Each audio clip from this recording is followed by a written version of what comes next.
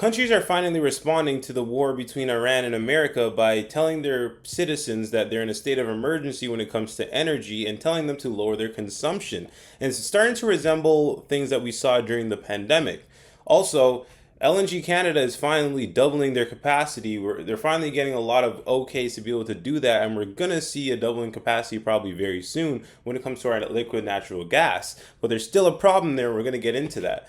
Also, in Quebec, strange thing happened in Montreal where a teacher was actually almost fired, and they're actually contending this in court, saying that their charter rights are being infringed on because they refuse to lie to parents about their child's gender identity.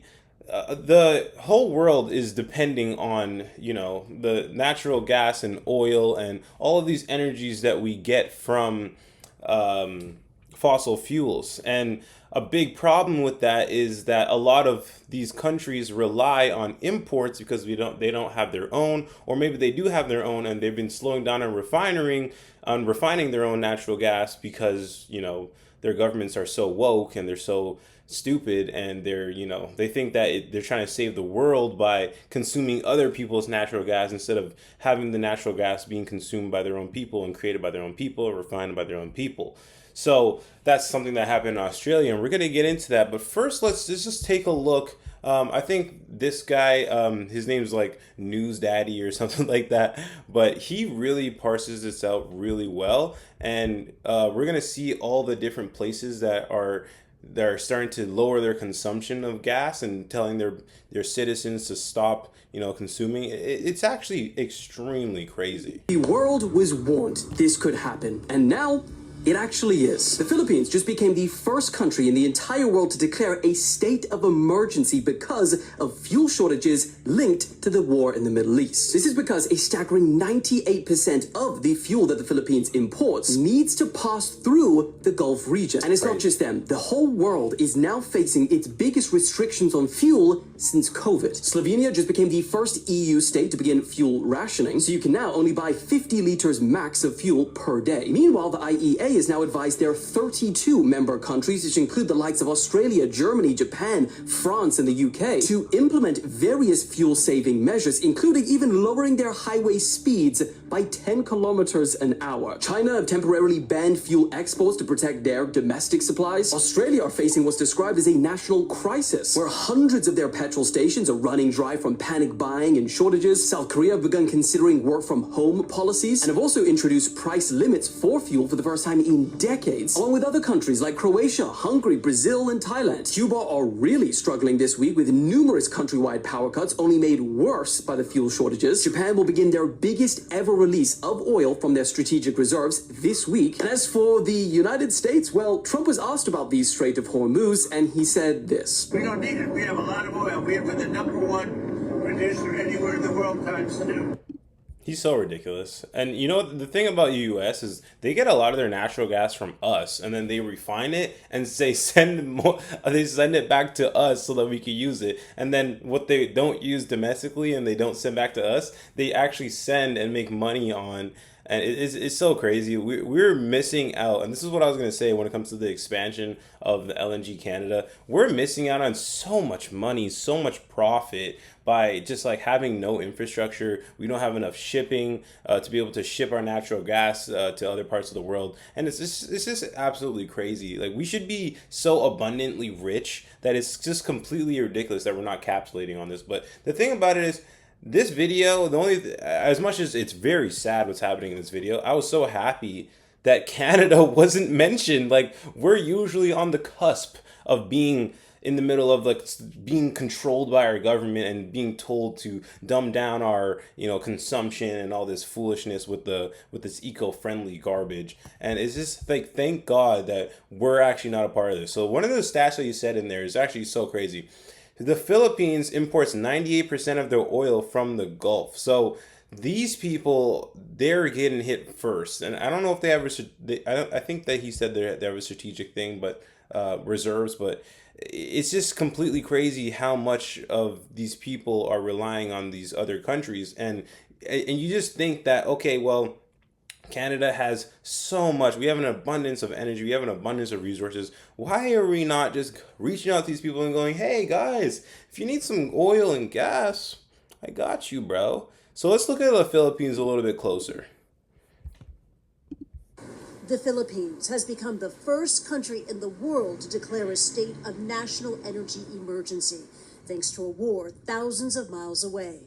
Long lines snake out of Manila's gas stations. This is crazy. And soaring fuel prices have left some of Manila's jeepney drivers uncertain how long they can stay on the road. Instead of being able to bring home the earnings, it goes to pay for diesel. What's left for us is very little.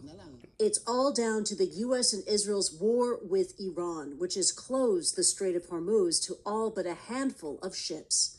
Asia is especially vulnerable to the supply shocks that's caused. It consumes more than 80% of the oil that crosses the strait. Oh, man. In South Korea, the president has called for a 12-point countrywide energy-saving campaign. People are being asked to take shorter showers, charge their phones during the day rather than overnight, and only use their washing machines and vacuum cleaners at weekends. Fuel shortages have also caused some of Asia's flagship carriers to consider suspending flights, while India's textile industry has been impacted. India imports around half of its oil from the Middle East, and shortages have started to cause some factories to close or use carbon fuels, and some residents to abandon their kitchens. The cost... It really speaks to just how fragile our world is. Just how, I mean, look how many countries are now responding so negatively to literally this one conflict. Israel and the U.S. going to war with Iran, and all of these countries are getting these crazy repercussions. And you see the similarities between this and COVID. They're telling people consume less, take shorter showers, don't charge your phone at night, charge it only during the day so we can save on electricity. Like, the world is so fragile. So when you hear people, you hear these eco-friendly people coming out and saying, hey guys, we really need to this, that, and the third and slow down our consumption. The problem is they're not coming at it from the side of scarcity where we're going, oh, there's not enough oil to go around, so we should lower our consumption. No, they think that the consumption of this material is actually going to destroy the world, which literally any credible scientist will tell you that it's not actually what's happening. And the most credible scientist, I actually listened to this scientist the other day, I forgot his name, but he was on the podcast of that woman that was Sheldon's wife in The Big Bang Theory. And she has a podcast, and he was on there, and he was saying like the reason why we should lower consumption of oil and gas is because it's such an important resource and it's so scarce that we need to slow down consumption so that we still have some of it left to go around. And this is where we get the scarcity thing, right? Like, Canada needs to tap into its oil and it needs to have a strategic reserve. It needs to be able to help these other countries when they're low on the stuff, but we're not doing it, and it really shows. So next we're going to go to Slovenia. They have crazy fuel shortages over there as well. Watch this. Queues are forming at fuel stations across Slovenia, with some locations reporting diesel shortages. Notices warn customers about limited availability of certain fuels. But despite the situation, many drivers say they are not panic buying. I think that's nonsense. Even if the price goes up for 10 cents, it is not a disaster. You can wait till the I wish that they would have released fuel reserves sooner and bought more reserves of the fuel for which we knew a month ago there was going to be difficulties.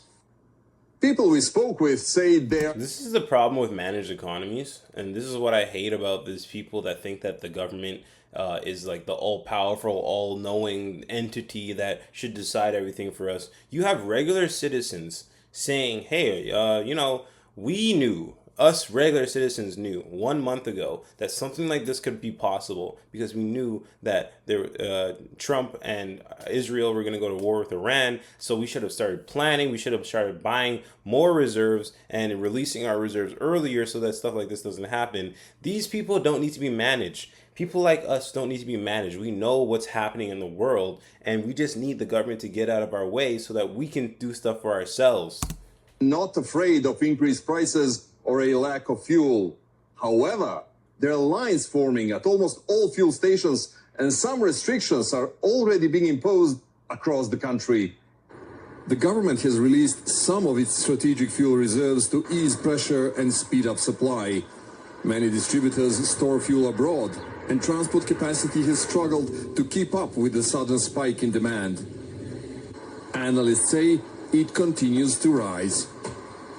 They still remember the 2022 when the prices were higher for a longer period of time. We remember. So they're somehow hoarding the gasoline if they can. They're buying as much as they can. I think that's the main reason. Some fuel chains have introduced a limit on diesel purchases, restricting how much customers can buy. And cross-border demand is also attributed to excessive purchasing, as lower prices in Slovenia attract buyers from surrounding countries. Slovenia has the lowest price within all the neighboring countries, and it's also spring, so a lot of farmers buy gasoline to do some farming on the fields. Analysts warn that a period of stable, low fuel prices in Slovenia may be coming to an end.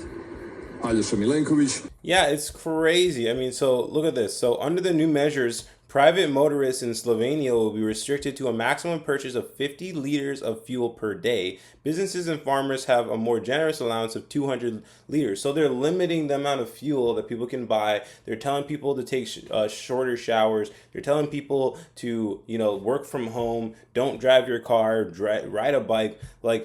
And this is the thing. This is why I started diving into the WEF. I started diving into Klaus Schwab and the ideals that the elites want for us. And this is probably what they're going to use as leverage to push more of this narrative onto the population. Hey guys, we should, have 15-minute cities, and we should only live 5-10 minutes away from the grocery store and this store and that store, so that we can consume less, and we should be eco-friendly. We should all be getting on buses. Nobody should have a personal car. If you have a personal car, it should be an electric vehicle. Electric vehicles are very easily controlled remotely, brakes and such like that. I was seeing a lot of the electric EVs from China that we're now going to be importing about 40,000 of them into our economy.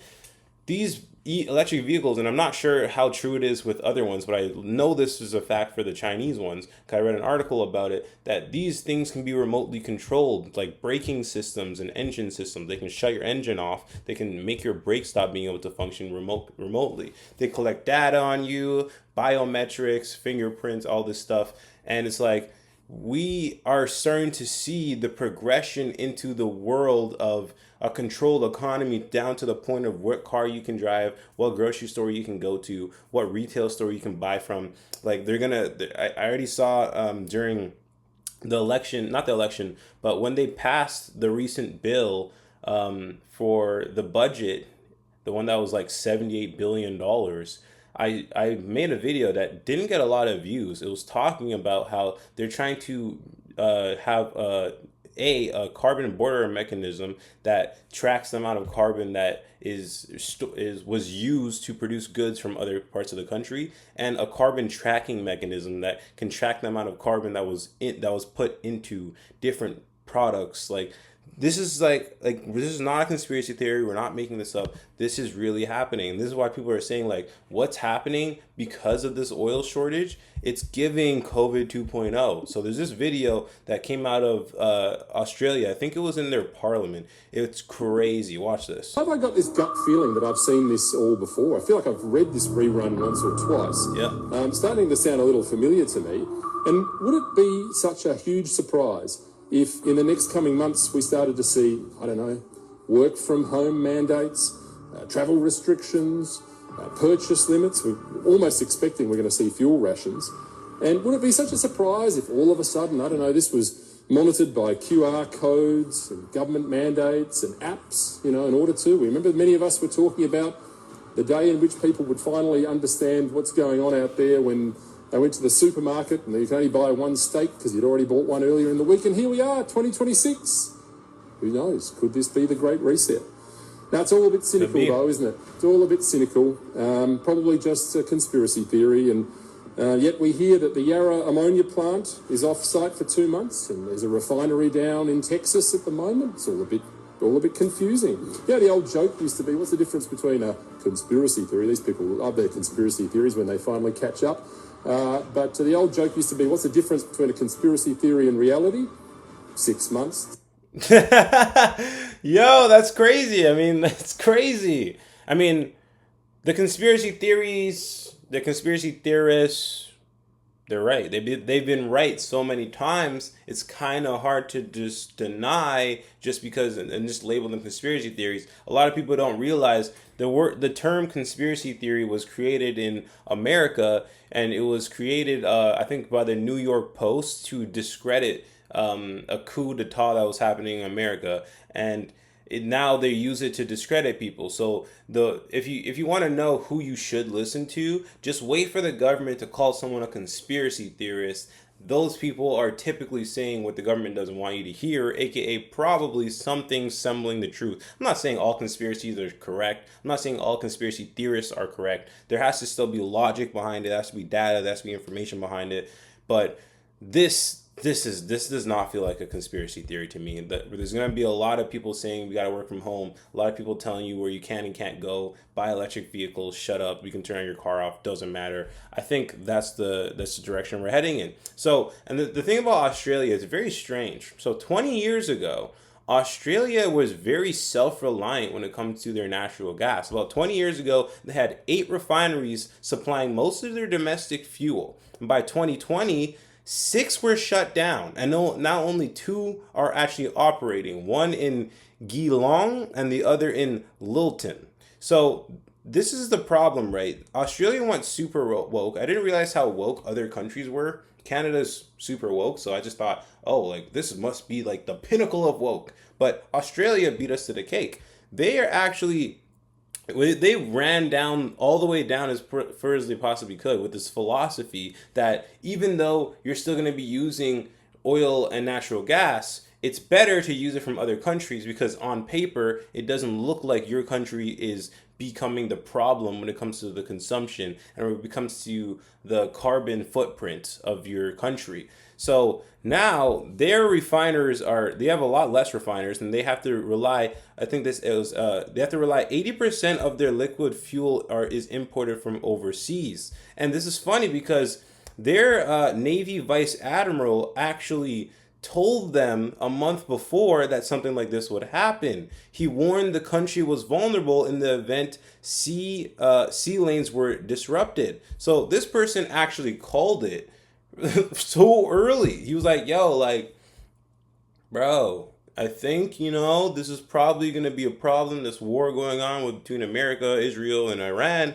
And, we get a lot of our natural gas from America, so we should probably do something about it. But I guess, nobody cares. Like, nobody's going to listen to you. You don't want to be too early, right? You don't want to be correct and right too early. That's the people that get knocked down like a whack-a-mole. But some good news in Canada. So it looks like they just completed another step in the right direction of expanding the LNG Canada, the expansion to double our capacity. So a potential doubling of the pipeline's capacity to supply a second phase of the liquefied natural gas export facility in British Columbia pending a final investment decision. If it proceeds, the pipeline's expansion would be built under a new execution model involving both LNG Canada and Coastal GasLink. The pipeline partnership operated by TC Energy Corp, according to a statement released Wednesday. And it's funny, I actually made money on TC Energy, and I sold my stocks to buy this other stock. And I just sold some more of my stock to buy more TC Energy after this announcement. And I suggest, hey, if you guys want to do it, this is not like investment advice. I'm not an investor. I just do it like for fun, like not for fun, but like I just do my own investing on the side. I also have an investor that does that for me with RBC. But this is pretty good news. We're going to be doubling our capacity but it was more than doubling. We're going from 2.1 billion cubic feet a day to potentially 5 billion cubic feet a day. The problem is, and this is my issue with the whole thing that's going on in Canada, where we just don't build stuff enough, and we have all these people, all these things blocking us from building stuff. Mark Carney coming out and saying that he's going to create a law so that he can choose which things. I think they already passed that. He can choose which projects get forwarded and which projects get murdered, and it's like it's completely crazy, but. Canada exports 8.8 billion of its natural gas to America. Canada transported 90 in 2024. Canada transported 99.9% of its natural gas to the US. Why are we doing this? I do not understand. And it's crazy because what they do in the U.S. is they take it and they keep some of it for themselves. Obviously, they consume it so they can create electricity. But then they take whatever they don't consume and then they sell it for way more than we give it to them. So they make money on our natural gas. Why aren't we just building our own infrastructure and then making our own money on the natural gas instead of just giving it to the U.S. so that they can make money on it? After they double capacity, this is what I'm hoping will happen, and this is how I'll invest if it does happen, that with the extra capacity, with the doubling of our capacity, we're able to take that extra money and send it to other countries so we can make money. Obviously, that's very unlikely because there's no projects right now on the table that tell me that this is what they're going to be doing. We need to be able to get tankers to other countries, but I don't know, like this doesn't look like we're going in that direction, even though we definitely should. And then the last story I wanted to cover today, this is a story I made a short video about on my Instagram. You can go see it, and it's also on my YouTube Shorts. But a Montreal teacher was actually almost fired, and they're right now in court trying to work this out when it comes to like they basically infringed on her charter rights, telling her and forcing her to lie to parents in order for her to get her to not reveal the new gender identity of this child that is in her classroom. So a high school teacher, she says that she was ordered to hide a student's gender identity from their parents.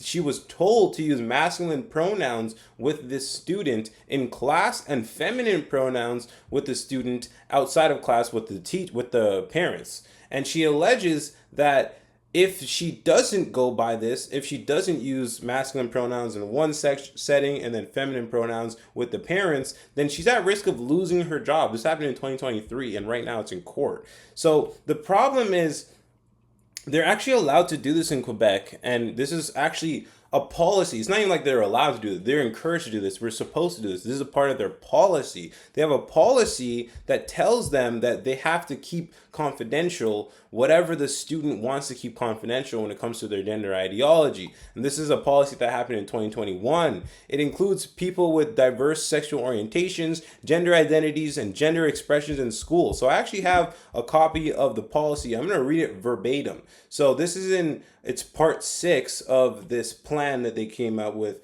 that they've now instituted into the school system. It's called Measures for Openness to and Support for Trans and Non-Binary Students. If you go to 2.2, it says use the trans or non-binary student's preferred first name and corresponding pronouns, female, male, gender neutral, whatever. So this is like for non-binary students or trans students. And when they say trans students, they don't mean like people that actually physically transition. They just mean like these people are starting to use the new name. They're trying to use their new pronouns, this and that. And then 6.3 says, implement measures to protect the confidentiality of information about trans and non-binary students. What does that mean?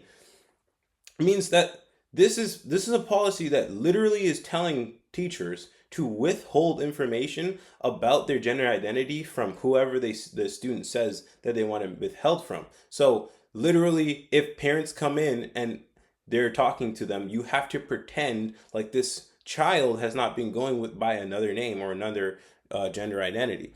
And then there's another one. There's another one of the policies that disturbs me. 6.5. It says allows trans and non-binary students to use the bathrooms, locker rooms, and residences in which they feel most comfortable, regardless of their assigned sex at birth. So they're telling little boys that they can go into the bathroom with little girls, and vice versa. Little girls can go into the bathroom with little boys.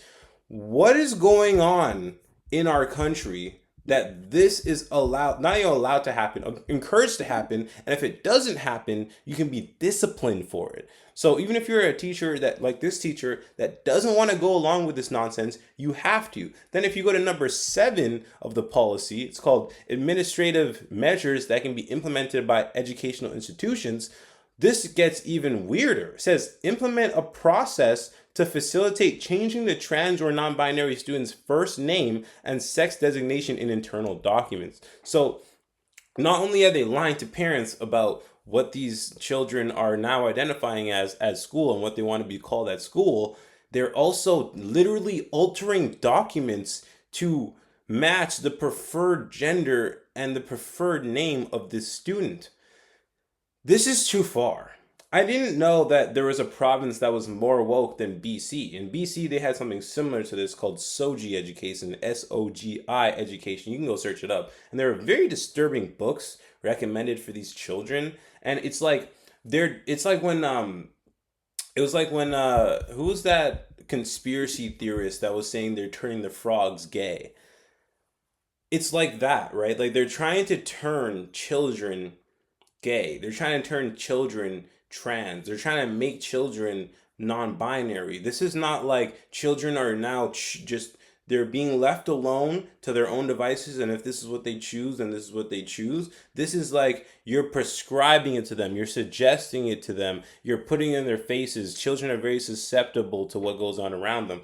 This can't be the direction our country is going into. So just now we just covered possibly COVID-19 2.0 with no virus. It's just there's energy shortages, so countries are forcing people to consume in a different way than they naturally would. And then you also have Canada expanding our pipeline, yes, which is great, but we only have one customer, and this one customer that we have is the exact same customer that we're currently fighting with, and Mark Carney will not get a deal with. And then on top of that, we're forcing teachers, if they to lie to parents under threat of termination. I mean, I cannot believe the country that I'm living in, or the world that I'm living in. And I think all of these conspiracy theories, they're going to come true, and it's not going to matter because it's going to be too late. The countries are already controlled. We already live in managed economies. So what do you guys think about all of this? What do you guys think about all these subjects?